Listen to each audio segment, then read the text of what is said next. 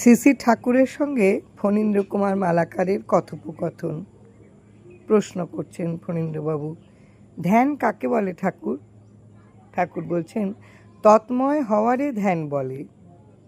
প্রশ্ন, তৎময় কি? কিছুই বুঝতে পারলাম না। ঠাকুর বলছেন, তৎ হইল প্রাণ আর ময় হইল মিশা, একাকার হইয়া যাওয়া। মন ও মনের বিষয়গুলি এবং বুদ্ধি অহংকার প্রাণের সঙ্গে মিশা যাওয়ার নাম তন্ময়তা। শুধু শূন্যা বোঝার চেষ্টা করলে বোঝা যায় না, কার্য কইরা বুঝলেই বোঝা যায়।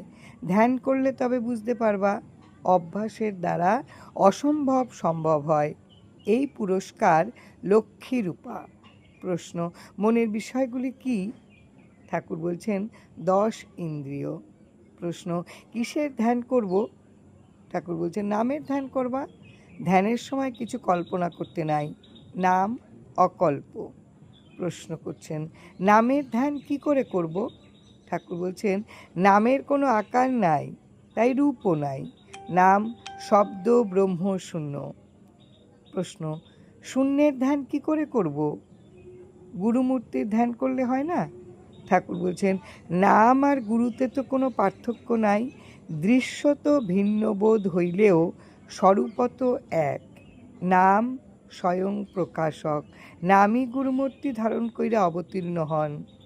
শ্রী ঠাকুর রামভাই স্মরণে ফণীন্দ্র কুমার মালাকারের সহিত ঠাকুরের কথোপকথন।